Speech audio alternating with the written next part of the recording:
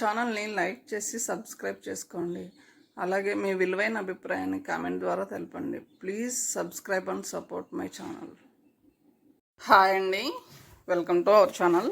నేను ఇప్పుడు చదివి వినిపించబోయే కథ జాతక ఫలం. రచన ఎద్దనపూడి సులోచనారాయణ గారు. ఇప్పుడైతే కథలోనికి వెళ్దామా?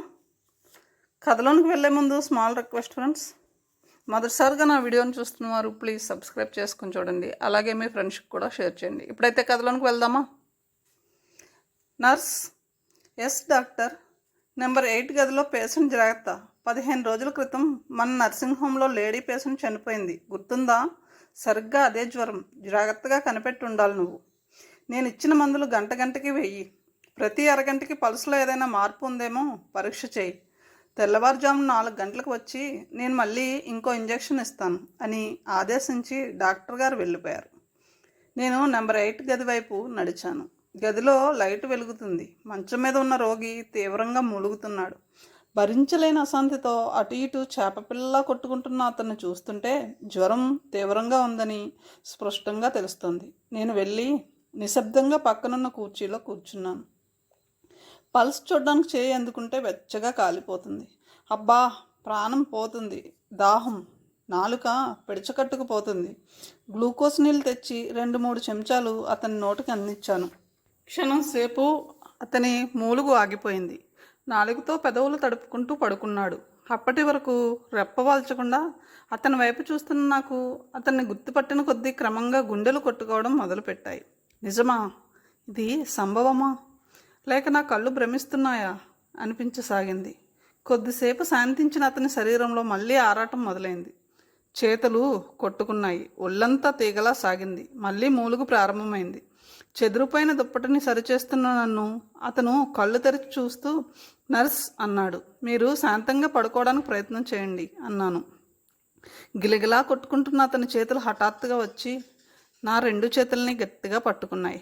జ్వరంతో ఎరుపెక్కి తీక్షణంగా ఉన్న కళ్ళతో నర్స్ నిజం చెప్పు, నాకు ఈ జ్వరం నయం అవుతుందా అన్నాడు. నయం అవుతుంది. మీ నర్సులు డాక్టర్లు అంతా అలాగే చెప్తారు. అలా చెప్పకపోతే ఇంకెలా చెప్తారు మరి? పట్టుకున్నంత హఠాత్తుగా మళ్ళీ అంత వేగంగా నా చేతులు తోసేశాడు. మీరు నిద్రపోవాలి. మీకు విశ్రాంతి చాలా అవసరం. ఎలా నిద్రపోను? నా ఒళ్ళంతా మంటల్లో కాల్చినట్టుంటే ఎముకల్ని పిండి పిండిగా విరక్కొట్టినట్టుంది. నిద్ర ఎలా వస్తుంది? ఆ సంగతి నాకు మాత్రం తెలియదు. ఆరోగ్యంగా విశ్రాంతిగా ఉంటే ఈ నర్సింగ్ హోమ్కి రావాల్సిన అవసరం ఏముంటుంది? నర్స్, ఒకవేళ నా ప్రాణం పోతే? పోదని నీకెలా తెలుసు? నాకెప్పుడు ఇలాంటి జ్వరం ఇంత తీవ్రంగా ఏనాడు రాలేదు. నర్స్, నేను చావుకు భయపడుతున్నానని అనుకోకు. పుట్టిన తర్వాత ఎప్పుడో ఒకప్పుడు చావక తప్పదు. కానీ నాకు 2 పిల్లలు ఉన్నారు. అభం శుభం తెలియని చిన్న పిల్లలు. నా భార్య కూడా ఒట్టి అమాయకురాలు. ఈ ప్రపంచపు పోకడ అర్థం చేసుకోలేని మూర్ఖురాలు. వాళ్ళ కోసమే నేను బ్రతకాలి. దుప్పటి అంచులు సరిచేస్తున్న నా చేతులు దాన్ని గట్టిగా బిగుసుకున్నాయి. నా మనసులో కలిగిన ఉద్విగ్నమైన భావాన్ని నిగ్రహించుకోవడానికి పెదవుల్ని పంటతో గట్టిగా నొక్కి పట్టాల్సి వచ్చింది. అతని మాటలు వింటున్న కొద్దీ క్రమంగా నాలోని శక్తిని, అజ్ఞాత శక్తి ఏదో హరించడం ప్రారంభించింది. చెప్పు నర్స్, మాట్లాడవేం? అలా తల వంచుకుని నిలబడతావెందుకు? నిజం చెప్పు. నాకేం పర్వాలేదా? డాక్టర్ ఏమన్నాడు? ఇది విషజ్వరం అని, దీనివల్ల చాలామంది చనిపోయారని నాకు తెలుసు. నిజంగా నాకు తగ్గుతుందా? మళ్ళీ నా ఈ కళ్ళతో సజీవంగా నా భార్యాపిల్లల్ని చూడగలనా? నేను సమాధానం చెప్పలేదు. అదే ఇంకో వ్యక్తి అయితే నర్సుగా నేను చాలా ఆప్యాయంగా మాట్లాడేదాన్ని. కానీ ఈ వ్యక్తి, ఇతను వేరు. ఇతని ముందు పెదవి కదిపే శక్తి కూడా నాలో లేదు. ఊరు కాని ఊళ్ళో నా అనేవాళ్ళు లేని ఈ ప్రదేశంలో ఏదో పని మీద వచ్చిన నాకేదైనా అయితే అతని కనుబొమ్మలు ఆలోచనపూర్వకంగా ముడిపడ్డాయి. క్షణం ఆగి మళ్ళీ చటుక్కున నా చెయ్యి అందుకుంటూ నర్స్, ఒకవేళ నా ప్రాణం పోతే తరువాత నా భార్యకి ఆఖరి క్షణంలో తననే తలుచుకుంటూ ప్రాణం వదిలానని చెప్తావు కదూ? తప్పకుండా చెప్తానని వాగ్దానం చెయ్యి అన్నాడు. అతని వైపు వెర్రిగా చూసిన నేను డాక్టర్ని పిలుచుకొస్తాను అంటూ నా చేతిని గుంజుకుని మరుక్షణంలో సుడిగాల్లా బయటికి పరిగెత్తాను. అరగంట తర్వాత డాక్టర్ ఇచ్చిన ఇంజెక్షన్తో అతని కళ్ళు మూతలు పడిపోయినాయి. డాక్టరు గదిలోంచి వెళ్ళబోతూ, జాగ్రత్త, 10 నిమిషాలకు ఒకసారి పల్స్ కౌంట్ చేసుకో.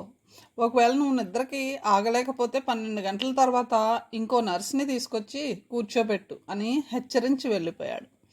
ఆయన్ని సాగనంపి తిరిగి వచ్చి కుర్చీలో కూలబడ్డాను. అంత క్రితం వరకు తనంత కంగారు పడి నన్నంత కంగారు పెట్టిన అతను పసిపిల్లవాళ్ళ తల పక్కకు వాల్చి నిద్రపోతున్నాడు. నిద్రలో కూడా ఆ మొహంలో, ఆ పడుకునే తీరులో అస్వస్థత, జ్వర తీవ్రత కొట్టొచ్చినట్టు కనిపిస్తోంది. అతని వైపు అలా చూస్తుండగానే క్రమంగా నా కళ్ళ నిండా నీళ్లు నిండుకున్నాయి. చాలాసేపటి నుంచి బలవంతాన నిగ్రహించుకుంటున్న దుఃఖం ఒక్కసారి వెల్లువలా పొంగింది. 2 చేతుల్లో మొహం దాచుకుని నిశ్శబ్దంగా రోధించసాగాను. భగవాన్, నేనేం పాపం చేశాను? నాకెందుకీ శిక్ష అనిపించడం మొదలుపెట్టింది. కొద్దిసేపైన తర్వాత డాక్టర్ హెచ్చరిక గుర్తు రాగానే ఉలిక్కిపడి అలా వెక్కిళ్ళ మధ్యనే చెయ్యి తీసుకుని నాడి పరీక్ష చేశాను. మార్పేమీ కనిపించలేదు. స్పృహలేని ఆ చేతిని వెంటనే వదలలేక అలాగే పట్టుకుని చూస్తూ ఉండిపోయాను. మళ్ళీ కళ్ళ నిండా నీళ్లు నిండినాయి. దాదాపు 10 సంవత్సరాల క్రితం ఈ చెయ్యి నా చేతిని పట్టుకుని అగ్ని చుట్టూ తిరిగింది. మరో చేత్తో కలిసి పవిత్రమైన మాంగళ్యం నా మెడలో ముడివేసింది. నాకిద్దరు పిల్లలున్నారు. నా భార్య వట్టి అమాయకురాలు. వాడి శూలాల్లా వచ్చి గుచ్చుకున్నాయి ఆ మాటలు. అవి గుర్తు రాగానే చేతుల్లో సర్పం పట్టుకున్నట్టు అది గమనించి భయపడి వదిలేసినట్లు వదిలేశాను. ఒకవేళ నేను చచ్చిపోతే ఆఖరి క్షణంలో తననే తలుచుకున్నానని నా భార్యకు తెలియజేస్తావా? వాగ్దానం చెయ్యి. భగవాన్, ఈ ఊళ్ళో ఇన్ని హాస్పిటల్స్ ఉండగా ఈ నర్సింగ్ హోమ్కే ఎందుకు రావాలి? ఈ రాత్రి డ్యూటీ పద్మకి కానీ మరొకరికి కానీ పడకుండా నాకే ఎందుకు పడాలి? నేను అక్కడ కూర్చోలేకపోయాను. అతన్ని ఎంత రోగిలా చూడాలనుకున్నా నా శక్తి చాలడం లేదు. వృత్తి ధర్మాన్ని మరేదో బాధ వచ్చి జయించింది. అందుకే బయటకు వచ్చేసాను. వెన్నెల రాత్రులు కాకపోవడం వల్ల బయటంతా చీకటిగా ఉంది. ప్రకృతి అలసిపోయి ఆదమర్చి నిద్రపోతుందా అనిపించేటట్టు నన్ను ఆ సమయంలో ఆ నిశ్శబ్దంలోంచి దూరంగా చర్చిలో 12 గంటలు కొట్టడం వినిపించింది. ఏనాడో తెగిపోయిన బంధానికి ఎందుకీ బాధ, ఎందుకీ ఆక్రోశం? తిరిగి తీసుకోలేని గతం కోసం ఆవేదన పడడం ఎంత మూర్ఖత్వం. అతనికి మరో పెళ్ళి అయింది, పిల్లలున్నారు. ఈ ప్రపంచంలో శైలజ అనే ఓ నిర్భాగ్యురాలు ఉందని అతనికి గుర్తు కూడా లేదు. అతను ఆనందంగానే ఉన్నాడు. జీవితం అన్ని విధాలా అతనికి సంతృప్తికరంగా గడుస్తున్నట్టే ఉంది. మరి అలాంటప్పుడు నాకెందుకు ఈ శిక్ష? నేనేం పాపం చేశాను? వరండాలో స్తంభానికి చేరగలబడి బయట చీకట్లోకి రెప్పవాల్చకుండా చూస్తున్న నా కళ్ళ ముందు గతం తిరగసాగింది. నేను పేద కుటుంబంలో పుట్టిన మాట వాస్తవమే. కానీ అభిమానానికి నాకేనాడు కొరత లేకపోయింది. ఆత్మీయత అనే సంపద నాకిప్పుడు పుష్కలంగానే లభించింది. అమ్మ, అన్నయ్య నన్ను అపురూపంగా పెంచి ఈ ప్రపంచంలో నాకు ఓ ప్రత్యేకత ఉంది అనే భావం నాలో ఏర్పరిచారు. ఉన్న దాంట్లోనే సంతృప్తిగా ఒడిదుడుకనేది ఎరగకుండా 16 సంవత్సరాలు గడిపాను. అన్నయ్య కాలేజీ చదువుకి పట్నం వెళ్ళాడు. ఇంటి వద్ద నుంచి సకాలానికి జీతానికి తిండికి డబ్బు పంపలేకపోయేవాళ్ళం. అయినా అన్నయ్య చదువు ఎక్కడా ఆగలేదు. ఏం తిన్నాడో ఎక్కడుండేవాడో ఆ భగవంతుడికే తెలుసు. ప్రతిసారి సెలవులకు వచ్చినప్పుడల్లా హుషారుగా కావలసినన్ని కబుర్లతో అమ్మకి నాకు చిన్న చిన్న ప్రజెంటేషన్స్తో వచ్చేవాడు. ఆఖరి సంవత్సరం, ఆ సంవత్సరం గడిస్తే అందరం గట్టెక్కుతాం. అన్నయ్యకి డిగ్రీ వస్తుంది, మా దరిద్రం తీరుతుంది. ఆఖరిసారి కట్టాల్సిన పరీక్షకి అమ్మ ఒంటి మీద బంగారం మిగిలింది కాస్త అయిపోయింది. ఎప్పుడెప్పుడు పరీక్షలు అయిపోతాయా అని అమ్మ నేను రోజులు లెక్క పెట్టుకుంటూ కాలం గడుపుతున్నాం. కానీ పరీక్షలకు ముందే అన్నయ్య ఇంటికి వచ్చేశాడు. ఊరికే రాలేదు, వెంట మహమ్మారి లాంటి జ్వరాన్ని వెంట పెట్టుకుని వచ్చాడు. అమ్మ, నీ చల్లని స్పర్శ తగిలి త్వరగా నయం అవుతుందని మూర్ఖం చేసి వచ్చేసాను. పరీక్షలు దగ్గరకు వస్తున్నాయి. అప్పటికే బలహీనమైన అన్నయ్య పెదవుల మీద శుష్కహాసం మెరిసింది. రోజులు గడుస్తున్నాయి, పరీక్షలు దగ్గర పడుతున్నాయి. కానీ జ్వరం తగ్గడం లేదు. అమ్మ నేను చేయవలసిందంతా చేస్తున్నాం. మా ఊళ్ళో అందరికీ మందిచ్చే ఆచార్యులు గారు ఏవేవో శ్లోకాలు చదివి పిత్తం పైత్యం అంటూ నల్లటి మాత్రలు రసాలు అన్నయ్య చేత మింగిస్తూనే ఉన్నాడు. అయినా జ్వరం జారడం లేదు. పరీక్షల మాట దేవుడెరుగు. అన్నయ్య కోలుకుంటే చాలని అమ్మ భగవంతుడికి ముడుపులు కట్టడం ప్రారంభించింది. అన్నయ్య ఓ రోజు ఓపిక తెచ్చుకుని లేచి కూర్చొని నా చేత పట్నంలో ఉన్న తన మిత్రుడు సారథి అనే అతనికి ఉత్తరం రాయించాడు. నీ పిచ్చి కానీ పరీక్షల ముందు అతను వస్తాడా అన్నయ్య అన్నాను నేను. వస్తాడు అన్నాడు దృఢంగా. 4-5 రోజులు గడిచాయి. అన్నయ్య క్షీణించి శల్యంలా తయారై మంచానికి అంటుకుపోయాడు. చాలాసేపు పిలిస్తే గానీ పలకడం లేదు. ఆ రోజు సాయంత్రం నేను చెరువు నుంచి మంచినీళ్ళ బిందె చంకన పెట్టుకుని ఇంటికి వచ్చేసరికి అన్నయ్య మంచం మీద తెల్లగా సన్నగా పట్నవాసుపు నాజూకుతనం అంతా మూర్తీభవించినట్టున్న ఒక అతను కూర్చుని ఉన్నాడు. అన్నయ్య ఓపిక చేసుకుని లేచి కూర్చొని మాట్లాడుతున్నాడు.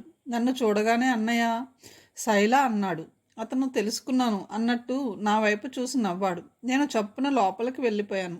ఆ తొందరలో నా చేతుల్లో ఉన్న కలువ పువ్వుల్లో ఎర్ర కలువ ఒకటి జారి పడిందని నాకు తెలియదు.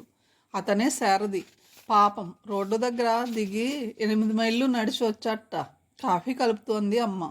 ఇత్తడి గ్లాస్ ఒకటి బలంగా 2 సార్లు తోమి తెల్లగా మెరుస్తుంది అన్న నమ్మకం కుదిరిన తర్వాత తెచ్చి అమ్మకిచ్చాను. అమ్మ అందులో కాఫీ పోసి తీసుకెళ్ళి ఇవ్వు అంది. నేను కాఫీ గ్లాస్ తెచ్చేసరికి అతను చేతుల్లో ఎర్ర కలువను పట్టుకుని దాని రేకులు సరిచేస్తూ అన్నయ్యతో, భయపడకు వాసు, నేను వచ్చానుగా, పర్వాలేదు, నీకు ఇక్కడ వైద్య సహాయం లేదు, రేపే పట్నం తీసుకువెడతాను అంటున్నాడు. అతన్ని చూసిన తర్వాత నాకు ధైర్యం వచ్చింది. అన్నయ్యకి పర్వాలేదు అనే నమ్మకం కుదిరింది. అమ్మ కూడా అలాగే అంది. నేను ఇచ్చిన కాఫీ గ్లాస్ అందుకుంటూ అతను నా వైపు చూసిన చూపు చిత్రంగా ఉంది. నాకెందుకో సిగ్గేసింది. నీకు పువ్వులంటే ఇష్టమా? జేబురుమాలు తీసి గ్లాసు కాలకుండా పట్టుకుంటూ అన్నాడు. అవును అన్నట్టు తల ఊపాను. తర్వాత ఎంతో కాలం నుంచి పరిచయం ఉన్నవాడిలా అన్నయ్య ముందు సంగతి, ఇంటి సంగతులు ఇంకా ఎన్నెన్నో అడిగాడు. నాకు కూడా సంకోచం అనిపించలేదు. చనువుగానే జవాబు చెప్పాను. మర్నాడు అతను ప్రయాణానికి సిద్ధం అవుతుంటే ఇరుగు పొరుగు వాళ్ళు తిది వారం బాగాలేదంటూ ఆపేశారు. ఆ మర్నాడు సాయంత్రం బయలుదేరడానికి ప్రయాణ సన్నాహం జరిగింది. కానీ తెల్లవారనే లేదు. ఆ రాత్రి అన్నయ్య పరిస్థితి విషమించింది. ఆచార్యులు వచ్చి నాడి చూసి పెదవి విరిచేశాడు. అమ్మ గొల్లుమంటూ అన్నయ్య మీద పడి ఏడవడం ప్రారంభించింది. నాకు కూడా ఏడుపు ఆగలేదు. మేము అలా వాడి మీద పడి ఏడుస్తూ ఉండగానే అన్నయ్యకి వెక్కులు తగ్గాయి అనుకున్నాను. కానీ నాకేం తెలుసు అది ప్రాణం పోవడం అని. నేను చూస్తుండగానే అన్నయ్య ప్రాణాలు వదిలాడు. కానీ ఇది ఎలా సాధ్యం? అన్నయ్య నేను ఒక ప్రాణంగా మెలిగాం, కలిసి జీవించాం. అన్నయ్య చచ్చిపోయి నేను జీవించడం ఎలా జరిగింది? అమ్మ హృదయ విదారకంగా ఏడుస్తుంది. నాలో సజీవమైన శక్తి ఏదో మంచు తాకినట్టు మొద్దుబారిపోయింది. ఏడుపు రాలేదు నాకు. అలాగే బిగుసుకుపోయినట్టు చూస్తూ ఉండిపోయాను. ఎవరో శైలు శైలు అని పిలిచారు. భుజాలు పట్టి కుదిపారు. తిరిగి చూశాను. శైలు. శారది నన్ను ఒళ్ళోకి లాక్కొని పావురం అన్నాడు. అన్నయ్య దహన సంస్కారాలకు కావలసిన ఏర్పాట్లన్నీ అతనే స్వయంగా చూశాడు. తన చేతుల మీద నుంచి ఆ కర్మకాండలన్నీ ముగించాడు. 15 రోజులు ఇట్టే జరిగిపోయాయి. అతని పరీక్షలు 4 రోజుల్లోకి వచ్చాయి. వెళ్ళక తప్పలేదు.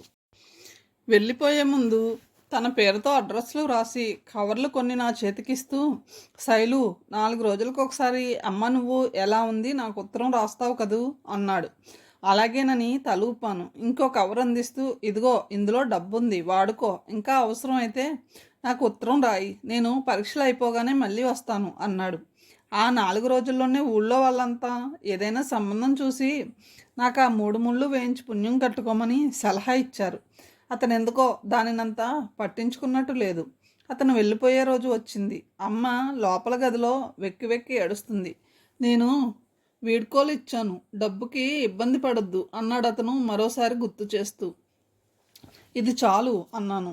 సెలవులు ఇవ్వగానే సరాసరి ఇక్కడికే వస్తాను. అప్పుడేం చేయాల్సింది చెప్తాను, సరేనా? అంగీకారం సూచిస్తూ తల ఊపాను. అమ్మ జాగ్రత్త. అది ఆఖరి మాట. సారథి వెళ్ళిపోయాడు. రోజులు గడుస్తున్నాయి. అమ్మ పూర్తిగా మంచం ఎక్కి దిగడం మానేసింది. ఇంట్లో పనంతా చేతైనట్టు నేనే చూస్తున్నాను. నా జీవితం హాస్యమైపోయింది. చక్కగా వినిపిస్తున్న గానం ఒక్కసారి ఆగిపోతే ఎలాంటి నిశ్శబ్దత ఏర్పడుతుందో నాకు అలా ఉంది జీవితం. శారద ఇచ్చిన డబ్బుతో ఆర్థికంగా ఇబ్బంది లేకుండా గడిచిపోతుంది. నేను చాలా జాగ్రత్తగా పొదుపుగా వాడుతున్నాను కూడా. ఊళ్ళో మా శ్రేయోభిలాషులు కొందరు ఒక సంబంధం తీసుకొచ్చారు. మా ఊరికి 10 మైళ్ళ దూరంలో ఉన్న ఓ పెద్ద పల్లెటూరికి అతను మున్సబు చేస్తున్నాడు. మొదటి భార్య ఈ మధ్యనే ప్రసవించలేక చనిపోయి 6 నెలలు అయిందట. నలుగురు పిల్లలున్నారు. పొలం బాగానే ఉంది. పాడి పంట సమృద్ధిగా ఉన్న కుటుంబం. అమ్మకి సంబంధం నచ్చింది. అతను నేను ఒప్పుకుంటే కట్నం అవి ఏమీ అవసరం లేదని, రెండు వైపులా పెళ్లి ఖర్చు తనే భరిస్తానని కబురు చేశాడు. అమ్మ పోరు మీద నేను ఈ సంగతి శారదకి ఉత్తరం రాయక తప్పలేదు. అమ్మ వ్రాసినట్టు రాశాను. తిరుగు టపాలో వెంటనే జవాబు వచ్చింది. అందులో ఇలా ఉంది: శైలు, నీకేమైనా మతిపోయిందా? పిచ్చి పిచ్చి ఆలోచనలు మానేయి. 4-5 రోజుల్లో పరీక్షలు అయిపోతాయి. నేను వస్తాను. ఆ ఉత్తరం చూసిన తర్వాత నా గుండెల మించి పెద్ద బరువు దించినట్టయింది. అమ్మకి చదివి వినిపిస్తే మొహం మార్చుకుని, ఈయన వచ్చి చేసేదేమిటి, బంగారం లాంటి సంబంధం చేయి దాటిపోతే అంది. వారం రోజులు గడువు ఇమ్మని మున్సిపు గారికి కబురు చేసింది. శారద అన్నట్టుగానే వచ్చాడు. ఆ సాయంత్రం నాకు బాగా గుర్తుంది. అమ్మ దగ్గర కూర్చుని శైలజని నేను చేసుకుంటాను అన్నాడు. లాంతర్ గ్లాసులు తుడుస్తున్న నా చేతులు క్షణం సేపు ఈ మాటలు వినగానే వణికాయి. నా చెవులనే నేను నమ్మలేకపోయాను. గాఢాంధకారంలో ఎక్కడో మినుకు మినుకుమంటున్న చిన్న వెలుగు కిరణం అంతమయ్యి ఇంత అయ్యి అన్నట్టు హఠాత్తుగా ఒకసారి పెరిగి నా మనసంతా ఆవరించుకుంది. అక్కడే అలాగే శిలాప్రతిమలా కూర్చుండిపోయాను. కానీ ఒక్కటి, నేను ఇక్కడే నిరాడంబరంగా చేసుకుంటాను అన్నాడు. అమ్మ దీనికి ఒప్పుకోలేదు. వాళ్ళమ్మకి చెప్పి ఆవిడ అనుమతి పొందాలని గట్టిపట్టు పట్టింది. అమ్మ చాదస్తానికి నాకు విసిగేసింది. అవన్నీ అతడు ఆలోచించుకోలేడా? మనం చెప్పాలా? సారథి సరేనని వెళ్ళాడు. 4-5 రోజుల తర్వాత ఉత్తరం వచ్చింది. అందులో తల్లి ఒప్పుకుందని, ముహూర్తం కూడా నిర్ణయించుకున్నామని వ్రాశాడు. శుభలేఖలు కూడా స్వయంగా ప్రింట్ చేయించి పంపాడు. అది చూసిన తర్వాత అమ్మ సంతృప్తిగా నిట్టూర్చింది. నన్ను దగ్గరకు లాక్కుని, శైలు, నీ జాతకం ఇంత గొప్పదంటే నేనే నమ్మలేకపోతున్నాను అంది. సారథి నాకు భర్త కాబోతున్నాడని తెలుసుకున్న వెంటనే అందరూ వచ్చి నా అదృష్టాన్ని గురించి పొగిడి వెళ్ళారు. పెళ్ళికి ఎక్కువ మంది రాలేదు. వివాహం సారథి కోరినట్టు చాలా నిరాడంబరంగా జరిగిపోయింది. సారథి ముడివేసిన ఆ మంగళ్యాన్ని చేత్తో పదే పదే తడిమి చూసుకున్నాను నేను. నా అదృష్టానికి నాకే భయం వేసింది. సారథి నా భర్త. నిజంగా నేను అతని భార్య. నేను హఠాత్తుగా ఉజ్వలంగా భాషించిన ఈ కాంతితో నా కళ్ళు వాస్తవాన్ని గ్రహించలేనట్టు గుడ్డివైనాయి. 3 నిద్రలకి సారథి ఊరు వెళ్ళాము. నాకు ఇంకెవరూ లేకపోవడం వల్ల నేను ఒక్కదాన్ని రావాల్సి వచ్చింది. అక్కడ సారథి ఇల్లు, ఆ వాతావరణం, ఆ మనుష్యులు, ఆ వేషభాషలు చూసి దిమ్మెరపోయాను. శారద తల్లి నన్ను ఆప్యాయంగా ఆదరించను లేదు, నిర్లక్ష్యంగా తిరస్కరించను లేదు. అంటి ముట్టనట్టుగా ఉండిపోయింది. 2 రోజులు గడిచిపోయాయి. 3వ రోజు సాయంత్రం ఇంటికి దక్షిణంగా ఉన్న పూల మొక్కల వైపు వెళ్ళాను. అక్కడ రకరకాల పూల మొక్కలు ఉన్నాయి. గుబురుగా పెరిగిన మామిడి చెట్లు కూడా ఉన్నాయి. మనుషులు కూర్చునేందుకు వీలుగా అక్కడక్కడ రాతి బెంచీలు ఉన్నాయి. ఇంకో 2 రోజుల్లోనే నేను ఇక్కడి నుంచి వెళ్ళిపోతాను. నేను పుట్టి పెరిగిన వాతావరణానికి ఈ వాతావరణానికి ఎంత వ్యత్యాసం! ఎలాంటి ఇబ్బందులు లేకుండా నేను ఇక్కడి వాళ్ళతో కలిసిపోగలనా? అలా కలిసిపోయేందుకు సారథి నాతో సహకరిస్తాడా? అర్థం లేని ప్రశ్నలతో పరధ్యాసగా కూర్చుండిపోయిన నేను అడుగుల చప్పుడు వినిపించినట్టయి వెనక్కు తిరిగి చూడబోయాను. కానీ ఇంతలో 2 బలమైన చేతులు వచ్చి నా కళ్ళు మూసేశాయి. చేతులు తడిమి చూశాను. మగవాళ్ళ చేతులు. కుడి చేతికి రాయలేని ఎనామిల్ ఉంగరం ఉంది. ఒంటరిగా కూర్చున్న నా కళ్ళు మూసేంతటి ధైర్యం, సాహసం, ఆ చిలిపి కోరిక ఇంకెవరికి ఉంటుంది? ఆ స్పర్శ ఎవరిదో గ్రహించుకున్న నాకు శరీరం అంతా విద్యుత్ ప్రవహించినట్టయింది. ఎవరో చెప్పు. కొద్దిగా గరుగ్గా ఉన్న చెంప నా నునుపైన చెంపకి ఆనింది. మీరే. అక్కడెవరూ లేకపోయినా రహస్యంగా జవాబిచ్చాను. దొంగ, గుర్తుపట్టేశావే అంటూ నవ్వుతూ భుజాలు పట్టుకుని తన వైపు తిప్పుకున్నాడు. శైలు, ఏదో చెప్పబోయిన అతను హఠాత్తుగా ఆగిపోయి నా వైపు చూస్తూ ఉండిపోయాడు. నిశ్చలంగా నా వైపు రెప్పవాల్చకుండా సూటిగా చూస్తున్నా ఆ చూపులో నా పట్ల కోర్కె, అనురాగం, ఆప్యాయత అన్నీ నిండుగా తొణికిసలాడుతున్నాయి. ఏమిటి?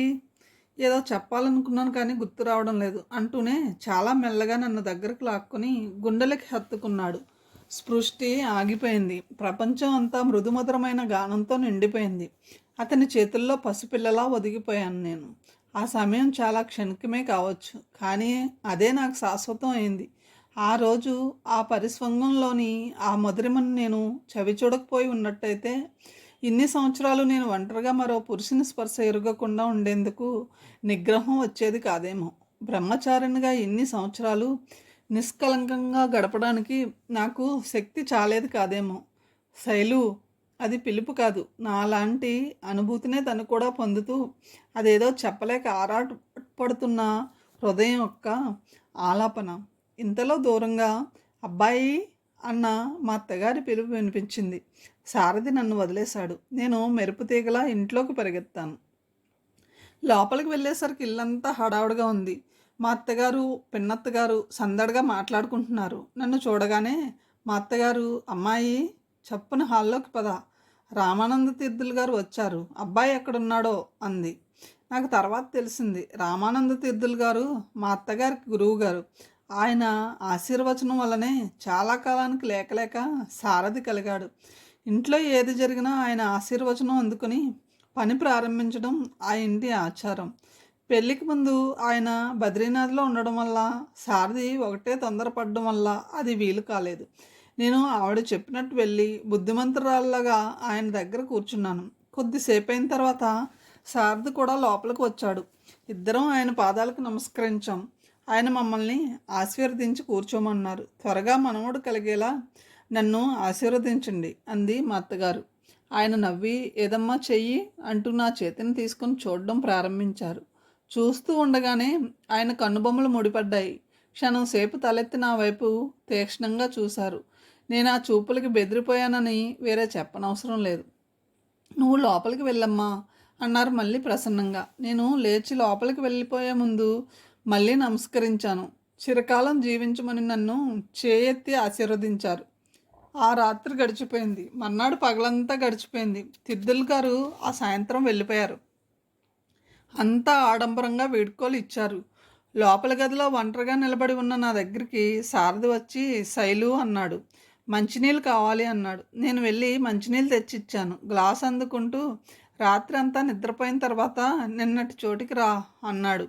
అది అభ్యర్థన కాదు, ఆదేశం అంతకంటే కాదు, ఆజ్ఞాపించినట్టుంది. నాకు భయం కంటే సిగ్గెక్కువగా కనిపించింది. అతను నా భర్తే కావచ్చు, అయినా సరే అలా దొంగతనంగా అందరూ నిద్రపోయిన తర్వాత వెళ్ళాలంటే తప్పదు. సారథి కోరికని కాదనే సాహసం నాకు లేదు. ఎలాగో ధైర్యం తెచ్చుకుని వెళ్ళాను. నేను వెళ్ళేసరికి అతడు అక్కడ కూర్చుని ఉన్నాడు. ఆ రాత్రి అందులో నిశ్శబ్దం, ఆ వెన్నెల, అందులో తెల్లటి బట్టల్లో కూర్చుని నా కోసం ఎదురు చూస్తున్న అతన్ని చూసేసరికి నా భయం మంచులా కరిగిపోయి సందేహం పటాపంచలైంది. మనసు శరీరం రెండూ తీయని వలుపుతో మత్తెక్కినాయి. నా అడుగుల చప్పుడు అంత దగ్గరగా విని కూడా అతను తిరిగి చూడలేదు. నేనేం చేస్తానో చూడాలని కూర్చున్నాడేమో. నిన్న అతను చేసిన పనే నన్ను ఈరోజు రెచ్చగొట్టింది. వెనుకగా వెళ్ళి కళ్ళు మూశాను. అతను ఉలిక్కి పడ్డం చూసి తెల్లబోయాను. శైలు అన్నాడు చేతులు తడుముతూ. భయపడ్డారా? కాదు, ఇలా వచ్చి కూర్చో. అతని మొహం, ఆ మాట్లాడే తీరు ఎలాగో ఉంది. క్షణం సేపు అతి చనువుగా ప్రవర్తించానేమో అన్న అనుమానం నన్ను సిగ్గుపడేలా చేసింది. పక్కన వచ్చి కూర్చున్నాను. అతనేం మాట్లాడలేదు. ఏమిటి అన్నాను. నీకో విషయం చెప్పాలని పిలిచాను.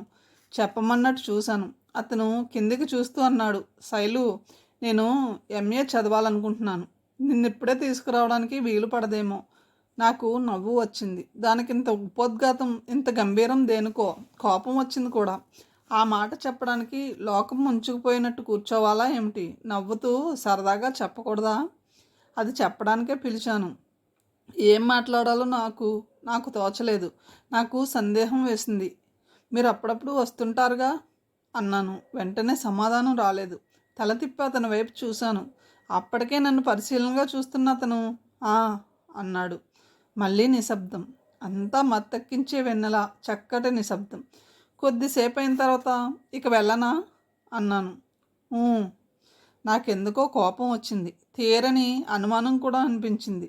నిన్నటి మనిషైన ఇతను ఉన్నట్టుండి ఇలా ఎందుకయ్యాడు?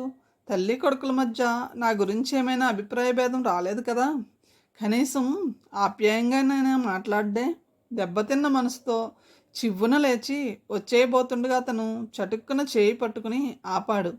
తిరిగి చూశాను. శైలు, ఎప్పుడైనా నీకేదైనా నా ద్వారా తీరని బాధ కలిగితే ఏం చేస్తావు? చెవులు పిండి ఎందుకలా చేశారని అడుగుతాను అనాలనుకున్నా, కానీ మనసులోని మాట పైకి రాలేదు. నిశ్శబ్దంగా నిలబడిపోయాను. రేపు ఉదయం నేను ఫ్రెండ్స్తో కలిసి ఢిల్లీ అవి చూడడానికి వెళ్తున్నాను. బహుశా కాశ్మీర్ కూడా వెళ్ళొచ్చు. 2 నెలల వరకు తిరిగి రాను. 2 నెలలే. నేను ఆగిపోయాను. అంటే అన్ని రోజుల వరకు అతన్ని చూడలేను. అప్పటి వరకు ఇదే ఆఖరి చూపా? ఉత్తరం రాస్తుంటారుగా, అడగలేక అడిగాను. చెప్పలేను. ఊళ్ళు తిరుగుతుంటే అడ్రస్ ఒకటి ఉండదు. రాయడానికేం? అలాగే, తప్పకుండా రాస్తాను. నా చెయ్యి నొప్పి పుట్టేంత గట్టిగా నలిపి వదిలేశాడు. నేను వెళ్ళటానికి 2 అడుగులు వేయగానే అతను నిట్టూర్పు విడవడం వినిపించింది. వెనక్కు తిరిగాను. ఏం లేదు, వెళ్ళు.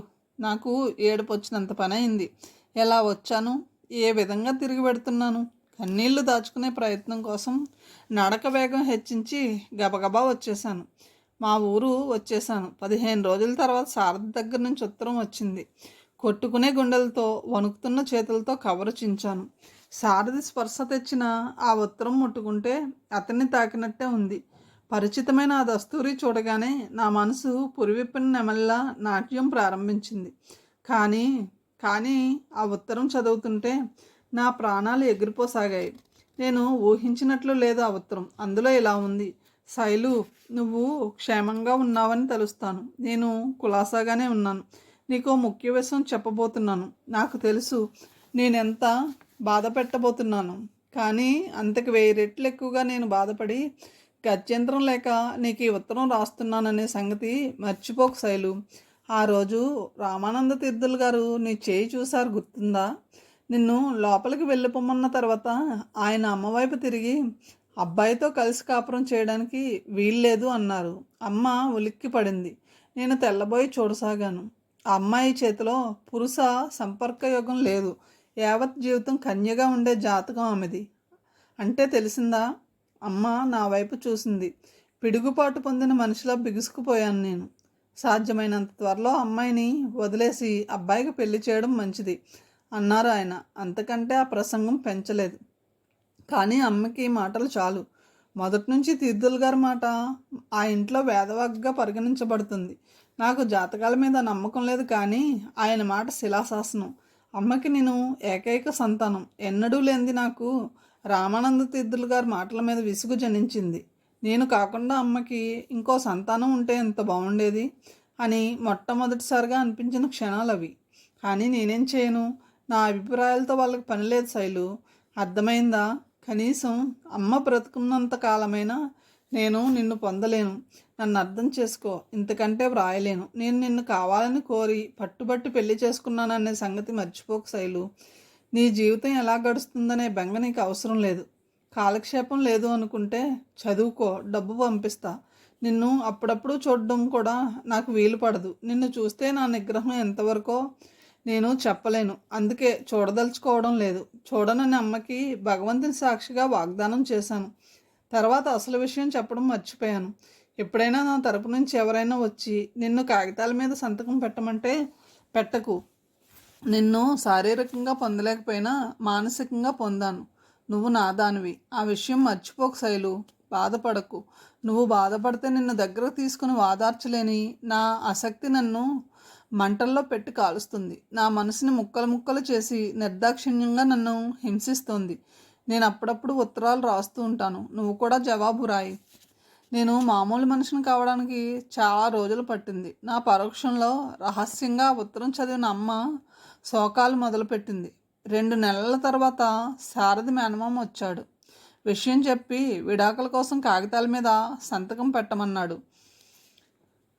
వీల్లేదని అమ్మ పోట్లాడింది, తిట్టింది, నానా శాపనార్థాలు పెట్టి ఏడ్చింది. నేను మౌనంగా కాగితాలు అందుకుని సంతకం పెట్టించాను. నా ద్వారా శారదికి అశుభం జరగడానికి వీల్లేదు. శారది పేరు మీద తర్వాత ఉత్తరం రాశాను. నిజంగా అతనికి రెండో పెళ్లి చేసుకోవాలనే కోరిక లేకపోతే నా సంతకాలు ఏం చేయలేవని తెలియజేశాను. ఒకవేళ ఏ కారణం చేతనైనా పెళ్ళికి ఒప్పుకున్నా నేను బాధపడనని చెప్పాను. పెళ్లి చేసుకున్న నా మీద అతనికి అధికారం పోదు. నీ మీద నాకు అధికారం ఉండదేమో, కానీ నా మీద నీకు జీవితాంతం ఉంటుంది. ఉత్తరాలు రాయడం మానవద్దని కోరాను. నేను రాసిన ఉత్తరం అందిందో లేదో నాకు తెలియలేదు. తర్వాత అతని నుంచి నాకు ఎటువంటి జవాబు రాలేదు. ఏ సంగతి తెలియలేదు. మళ్ళీ నాకు అతను కనిపించలేదు. కనీసం నేనేమైపోయానో కూడా తెలుసుకోవడానికి ప్రయత్నించలేదు. భర్త వదిలేసిన స్త్రీకి మన సంఘంలో ఎలాంటి గౌరవం ఉంటుందో మీ అందరికీ తెలుసు. ఈ ఊళ్ళో ఉండడం దుర్భరం అయింది. అమ్మని తీసుకుని మా దూరపు బంధువైన గోపాలరావు గారి ఇంటికి వచ్చేసాను. సంతానం లేని ఆ దంపతులకు నా రాక ఆనందాన్నే కదిలించడం నా అదృష్టం. అమ్మ ఎక్కువ కాలం బ్రతకలేదు. చివరి రోజులు నిశ్చింతగానే వెళ్ళాయని మాత్రం చెప్పగలను. బాబాయ్ నాకు వేరే పెళ్లి చేస్తానన్నాడు. నేను ఇష్టపడలేదు. వేరే మనిషి స్పర్శ, ఊహ కూడా నాకు కంపరం కలిగించేది. శారదని నా భర్తగా పొందలేని ఈ దౌర్భాగ్య జీవితానికి ఇంకో మనిషి అనవసరం అనిపించింది. బాబాయ్ సలహా అనుసరించి నర్సింగ్ కోర్సులో చేరాను. శిక్షణ కాలం పూర్తయింది. బాబాయ్కి బాగా తెలిసిన ఈ నర్సింగ్ హోంలో నర్సుగా చేరి 4 సంవత్సరాలు కావస్తుంది. నాకు ఇక్కడే హాయిగా ప్రశాంతంగా ఉంది. నా తోటి నర్సు పద్మ నన్ను ప్రాణంగా చూస్తుంది. ఇద్దరం కలిసి ఒకే ఇంట్లో ఉంటున్నాం. మెల్లగా గతం గురించి మర్చిపోతున్న సమయంలో ఇన్ని సంవత్సరాలకు మళ్ళీ శారద ఇలా కనిపించి నాలో మానుతున్న పాత గాయాన్ని నిర్లక్ష్యంగా రేపాడు. అతని మాటల ద్వారానే పెళ్ళయిందని, 2 పిల్లలని తెలుసుకున్నాను. గది లోపల నుంచి మూలుగు వినిపించడంతో ఉలిక్కిపడి పరిగెత్తాను. ఎంత మందమతిని! డాక్టర్ హెచ్చరిక మర్చిపోయి దాదాపు 2 గంటల సేపు వరండాలో నిలబడ్డాను. వరుసగా 3 రాత్రులు 3 పగలు ఆ జబ్బుతో హోరాహోరీ పోట్లాడి శారదని బ్రతికించుకున్నాను నేను. ఇంకా ఎన్నాళ్ళు ఇలా కూర్చుంటావు? ఇక పర్వాలేదని డాక్టర్ గారు చెప్పారుగా, వెళ్ళు, నేను కూర్చుంటాను. పద్మ వచ్చి బలవంతం చేయడంతో తప్పనిసరిగా విశ్రాంతి తీసుకోవడానికి ఇంటికి వెళ్ళాను. 3 రోజులు తదేకంగా కూర్చోవడం వల్ల శారీరకంగా కలిగిన అలసట కంటే విపరీతమైన ఆలోచనలతో బాధిస్తున్న అశాంతిని భరించలేకుండా ఉన్నాను. ఆ రోజంతా గడిచిపోయింది. మర్నాడు సాయంత్రం పద్మ వచ్చి సారథి కులాసాగానే ఉన్నాడని, మాట్లాడుతున్నాడని చెప్పింది. తృప్తితో నిట్టూర్పు విడిచాను. మళ్ళీ నర్సుగా అతనికి ఎదురుగుండా వెళ్ళే ధైర్యం చాలలేదు. ఒంట్లో బాగాలేదని వంకపెట్టి ఇంట్లోనే కూర్చున్నాను. 2 రోజులు గడిచిన తర్వాత పద్మ ఇంటికి వచ్చి డ్రెస్ మార్చుకుంటూ, అతను నిన్ను చూడాలంటున్నాడు అంది. నన్నా? అవును, నిన్ను బ్రతికించిన క్రెడిట్ మా నర్సుది అన్నారట డాక్టరు. అది కాకుండా నీ మొహం అతనికి గుర్తుందట.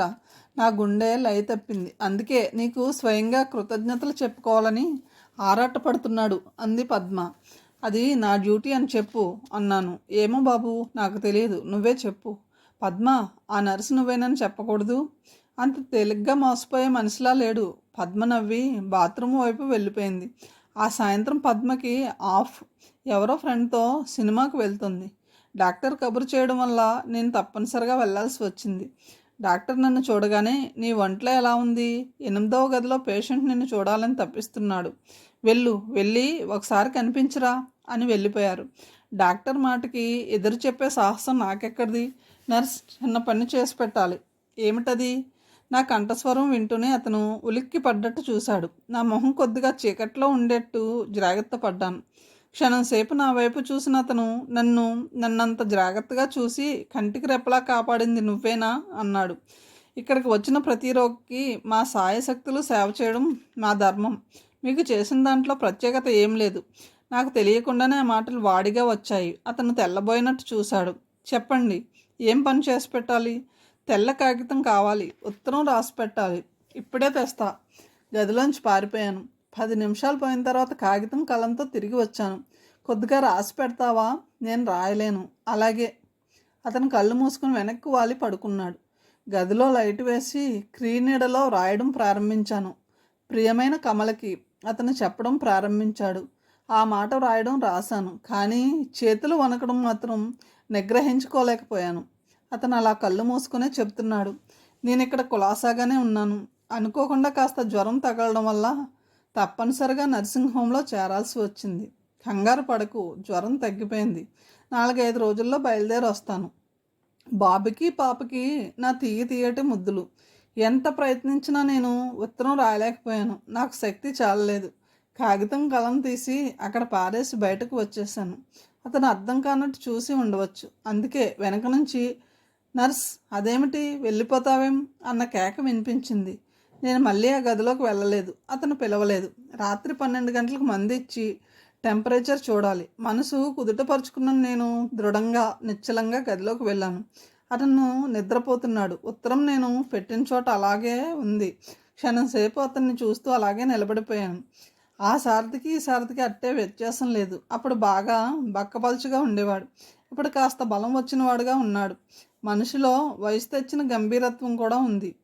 అనారోగ్యంతో చిక్కిపోయి కూడా మొహం ఎంత ఆకర్షణీయంగా ఉంది. నిద్రలో అతని మొహంలో కనిపిస్తున్న ప్రశాంతత నా దురదృష్టాన్ని వెక్కిరించసాగింది. లేచి మందు ఇచ్చాను. బద్ధకంగా బరువుగా మూతలు పడుతున్న కళ్ళతో మందు తాగేశాడు. థర్మామీటర్ నోట్లో పెట్టి ఊరుకున్నాడు. నోట్లోంచి విసురుగా తీస్తుండగా, నర్స్, ఇందాక ఎందుకలా పారిపోయావు అన్నాడు. అప్పటికే అతను కళ్ళు మళ్ళీ మూతలు పడుతున్నాయి. నేను సమాధానం చెప్పలేదు. అతను ఇంకేమీ అడగలేదు. బయటకు వచ్చేసాను. అతను నన్ను గుర్తుపట్టలేదు. ముఖాముఖి చూసి కూడా పోల్చుకోలేదు. ఈ దారుణమైన సత్యం నా గుండెల్ని 1000 రంపాలతో చేల్చసాగింది. ఏమైనా సరే రేపు ఉదయం ఎదురుపడాలి. ఒకవేళ గుర్తుపట్టకపోతే ఫలానాని గుర్తు చేయాలి. గుర్తు చేసి అతను ఎలా ప్రవర్తిస్తాడో చూడాలి. గట్టిగా నిశ్చయించుకున్నాను.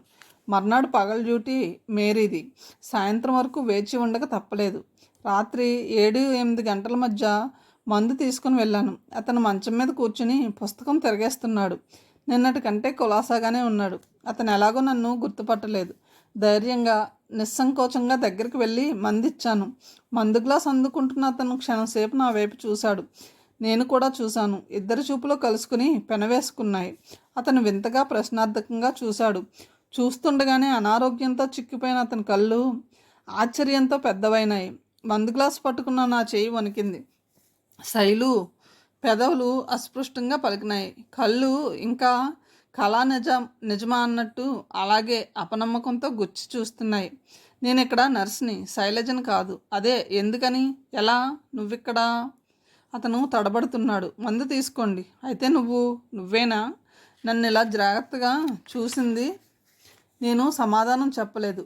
ఆ మాటలు, ఆ పలికే తీరు చూస్తుంటే అతను నన్ను నేను అనుకున్నంతగా మర్చిపోలేదని తెలుస్తుంది. నువ్వు వేరే పెళ్లి చేసుకోలేదు? అంతా మీలా ఉండరు. విడిచిన బట్టను తీసివేసినట్టు మనుషుల్ని జీవితాల్లోంచి తీసిపారేయడం అందరికీ సాధ్యం కాదు. క్షణం సేపు భయంకరమైన నిశ్శబ్దం ఏర్పడింది. మందు తీసుకోండి. మీరిక్కడ నన్ను చూసి భయపడాల్సిన అవసరం ఏమీ లేదు. శైలజ మీరు వదిలేసిన నాడే చచ్చిపోయింది. ఇప్పుడు ఇక్కడ ఉంది కేవలం నర్స్. ఆ నర్సు ఏ విధంగానూ మీ జీవితంలో ప్రవేశించదు. పాత బంధాన్ని పైకి తీయాలని ప్రయత్నం చేయదు. అతడు నా చేతిలో మందు గ్లాస్ వదిలేసి వెనక్కు తగ్గాడు. హఠాత్తుగా షాక్ తిన్న అతని మొహం పాలిపోయి నీరసంగా మారడం నేను గమనించకపోలేదు. అయితే ఉత్తరం రాస్తూ నిన్న నువ్వు పారిపోయింది వాక్యం పూర్తి చేయకుండా ఆపేశాడు. నేను వంచిన తల ఎత్తలేదు. అడగాలని సిద్ధం చేసుకున్న మాటలన్నీ గాలిలో కలిసిపోయినాయి. మాటలు రాని మోగదానిలా నిలబడిపోయాను. హఠాత్తుగా ముందుకు వంగి నా చెయ్యి పట్టుకుంటూ, నిజం చెప్పు, ఇన్నాళ్ళ నీ జీవితంలో నేను నిష్క్రమించిన తర్వాత ఇంకెవరూ రాలేదా అన్నాడు. నేను రానివ్వలేదు. అప్రతిభుడైనట్టు చూశాడు అతను. మీరు మందు తాగితే నేను వెళ్ళిపోతా. నాకు అక్కడ ఊపిరి ఆడటం లేదు. అతను సమాధానంగా 2 చేతులు పట్టి మంచం మీదకి లాగాడు. అనుకోకుండా అతను చేసిన పనితో అతని దగ్గరగా మంచం మీద కూలబడ్డాను. వెంటనే లేవబోయాను, కానీ లేవనీయలేదు. నా చెయ్యి గట్టిగా పట్టుకొని నిన్నిలా మళ్ళీ చూస్తానని కల్లో కూడా అనుకోలేదు అంటూ ఉండగానే అతని కంఠం వణికింది. అతన్ని చూసినప్పటి నుంచి క్షణం వరకు నేను మోగగా అనుభవిస్తున్న దుఃఖానికి ఆ మాట ఆనకట్టలు తెంచింది. శైలు ఆప్యాయంగా దగ్గరకు తీసుకుని జుట్టుని సవరించాడు. చెక్కిళ్ళని నిమిరాడు. అలా ఎంతసేపు అతని చేతుల మధ్య ఇమిడిపోయి ఏడుస్తూ ఉండిపోయానో నాకు స్పృహ లేదు. అర్ధరాత్రి దాటిన తర్వాత అతన్ని బలవంతంగా నిద్రపుచ్చి బయటికి వచ్చాను. ఇన్ని కబుర్లు, ఇన్ని సంవత్సరాలు ఈ వియోగంతో నా పట్ల అతని అనురాగం ఆవగింజ కూడా తగ్గలేదు. తల్లి బలవంతం మీద పెళ్లి చేసుకున్న మాట నిజమే, కానీ ఆవిడ 2 సంవత్సరాల్లోనే పోయింది. నా కోసం తర్వాత వెతికాడుట. ఆ ఊరు వెళ్ళి వాకప్ చేస్తే వెళ్ళిపోయిందని, ఎవరినో పెళ్లి చేసుకుందని చెప్పారుట. గదిలోంచి బయటకు రాగానే చల్లటి గాలి నా మొహానికి తగిలింది. తేలిగ్గా నిట్టూర్చాను. మనసులోని కొండంత భారం దిగింది. ఆ మర్నాడు అర్జెంట్ కేసు వచ్చి ఆపరేషన్ గదిలో ఉండడం వల్ల అతని దగ్గరికి వెళ్ళలేకపోయాను. దాదాపు సాయంత్రం 4 అవుతుండగా గబగబా అతని గదిలోకి పరిగెత్తాను. ఎప్పుడెప్పుడు చూస్తానా అన్న ఆత్రం నన్ను ఉదయం నుంచి ఆదేశించింది. దాదాపు పరిగెత్తుకొస్తున్న నేను గదిలోకి వచ్చి రాగానే మేట నొక్కినట్టు ఆగిపోయాను. గదిలో శారద మంచం మీద అతని గుండెలకు అంటుకుపోయి ఒక ఆవిడ వెక్కి వెక్కి ఏడుస్తోంది. అతను వాదారుస్తున్నాడు. శారద నన్ను చూడకపోతే గిరుక్కున వెనక్కు తిరిగి వెళ్ళిపోయేదాన్ని. కానీ సమయం మించిపోయింది. అదిగో నర్సు వచ్చింది. లే కమల, భార్యను బలవంతంగా భుజాలు పట్టి లేవదీస్తూ అన్నాడు. ఆ మాటలు అనేటప్పుడు అతని మొహం ఎర్రబడ్డం నేను గమనించకపోలేదు. ఆవిడ సరిగ్గా కూర్చుని చీరసింగుతో కళ్ళు తుడుచుకుంది. నేను మరో 2 నిమిషాల్లో క్షమాపణ చెప్పుకొని శారద పిలుస్తున్నా వినిపించుకోకుండా బయటకు వచ్చేసాను. అన్నిటికంటే భయంకరమైన సత్యం, రాత్రి నేను సరిగ్గా అలాగే అతని గుండెల్లో తలదాచుకుని ఏడ్చాను. కానీ నా ఏడుపుకి ఆమె ఏడుపుకి అంత వ్యత్యాసం.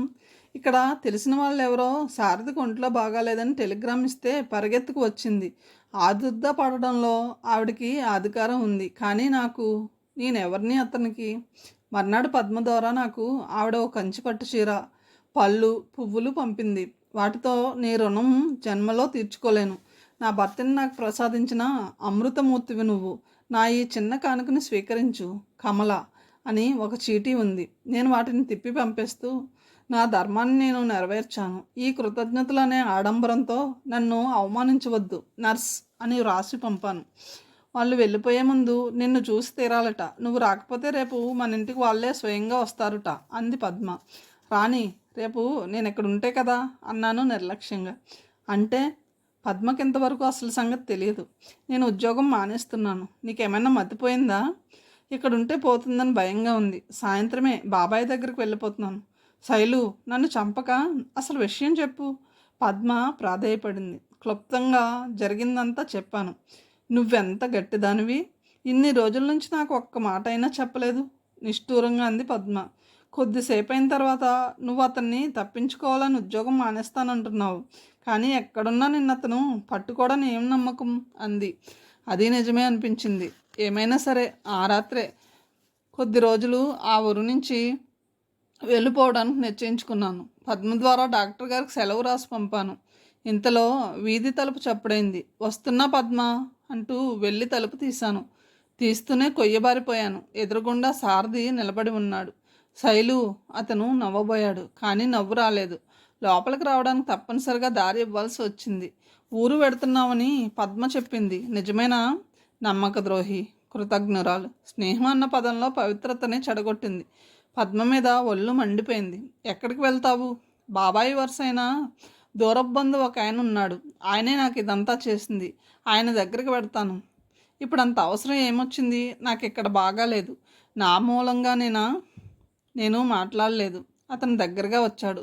శైలు, మళ్ళీ కంటికి కనిపించిన తర్వాత నేను ఇలా ఒంటరిగా వదిలేస్తానని నమ్ముతున్నావా? వదిలేయక చేసేదేముంది? నా ఇంటికి తీసుకువెడతాను. ఉద్యోగం వదిలేయాలంటే వదిలేయి, కానీ నా భార్యగా నా ఇంటికి రా. కమలకి నేనంతా చెప్పేస్తాను. ఇప్పుడే ఈ క్షణంలోనే చెప్పేవాడిని. కానీ కమల గుండె జబ్బు మనిషి. కొద్దిగా నెమ్మదిగా ప్రశాంతంగా చెప్పాలి. అందుకే ఈరోజే మేము ఇద్దరం వెళ్ళిపోతున్నాం. 4 రోజుల్లో నిన్ను తీసుకువెళ్ళడానికి వస్తాను. కమల ఒప్పుకోకపోతే? ఒప్పుకుంటుంది దృఢంగా అన్నాడు. ఇద్దరి మధ్య మౌనం ఏర్పడింది. కానీ నా జాతకం మంచిది కాదు. నన్ను అతను మధ్యలోనే అప్ చేశాడు. అయినా పర్వాలేదు. మొన్న జ్వరంలో ఈ జీవితం కేవలం నువ్వు ప్రసాదించిందే. 4 రోజుల్లో తిరిగి వచ్చి నన్ను తీసుకువెళ్ళేటట్లు ఈ లోపల నేనే పిచ్చి పనులు చేయకుండా అతని కోసం ఎదురు చూసేట్టు వాగ్దానం చేయించుకుని సారథి వెళ్ళాడు. శిలాప్రతిమలో అలాగే కూర్చుండిపోయాను. అతను ఎంత ఆదరంగా చూడని, ఎన్ని వాగ్దానాలైనా చేయని, తిరిగి అతని జీవితంలో నేను ప్రవేశించలేను. కమల అతని మాటలకి ఎదురాడే సాహసం లేక ఒప్పుకోవచ్చు. కానీ కలకల్లాడే ఆ సంసారం మధ్య నేను ఎలా ఉంటాను? నేనేం చేయాలి? అతను తిరిగి వచ్చే వరకు వేచి ఉంటానని ఇచ్చిన మాట నిలుపుకోవడమా లేక నిర్లక్ష్యంగా వెళ్ళిపోవడమా? భగవాన్, నాకు సరైన మార్గం చూపించు. మనసులో భగవంతుని వేడుకోసాగాను. నాకు తెలియకుండానే నా కళ్ళ నుంచి నీళ్లు కారసాగాయి. శారద నన్ను మర్చిపోలేదు. అతని మనసులో నా స్థానం చెక్కు చెదరలేదు. ఆ తృప్తి చాలదు నాకు. అమ్మాయి, హాస్పిటల్ నుంచి నీకు ఫోన్ వచ్చింది. ఇంటికల ఆవిడ కేక వేయడంతో ఉలిక్కిపడి కళ్ళు తుడుచుకున్నాను. బహుశా డాక్టర్ గారు అయి ఉంటారు. సెలవు ఇవ్వడానికి ఒప్పుకోక ఫోన్ చేసి ఉండవచ్చు. ఇంట్లో లేనని చెప్పండి పిన్ని గారు అన్నాను. నేను వెళ్ళిపోతాను. శారదకి ఇచ్చిన మాట నిలుపుకోను. అందులోనే అతని మంచితనం ఉందని నా విశ్వాసం. లేచి వెళ్ళి బట్టలు సర్దుకోవడం ప్రారంభించాను. అమ్మా, పద్మ తల్లి నిన్ను పిలుస్తుంది. మళ్ళీ పిలిచింది. ఆవిడ పద్మ పేరు చెప్పగానే నాకు ఇంకా ఒళ్ళు మండింది. తను చేసిన ఘనకార్యం ఎలా పరిణమించిందో ఫలితం తెలుసుకోవాలని ఆత్రం కాబోలు. శారదతో వెళ్ళానని చెప్పండి అన్నాను కరుగ్గా. 2 నిమిషాల్లో పిన్నిగారి కంఠం మళ్ళీ కంచు గంటలా మోగింది. అబ్బబ్బబ్బా, నాకు తెలియదమ్మా, నువ్వు వచ్చి మాట్లాడు, అర్జెంట్ అంటుంది. ఎవరికో యాక్సిడెంట్ అయ్యిందట, ఆవిడ విసుక్కుంది. నేను చీరలు మంచం మీద పడేసి ఫోన్ దగ్గరికి వెళ్ళాను. హలో శైలు, నువ్వేనా? ఏం మహారాణి? శైలు, సారథి వచ్చాడు వెళ్ళాడు. నిన్ను జన్మలో క్షమించను. అబ్బబ్బా, మాట విను. అతనికి యాక్సిడెంట్ అయింది. హాస్పిటల్కి తీసుకువచ్చారు. నువ్వు త్వరగా రా. నిజం, త్వరగా రావాలి. దెబ్బలు బాగా తగిలాయి. తల మీద పెద్ద గాయం అయింది. ఆపరేషన్ థియేటర్లో ఉన్నాడు. పద్మ, విసిగిపోతూ పిలిచాను. నాకు టైం లేదు, నువ్వు వచ్చేయి. పద్మ ఫోన్ పెట్టేసింది. హాస్పిటల్కి ఎలా వెళ్ళానో నాకే గుర్తులేదు.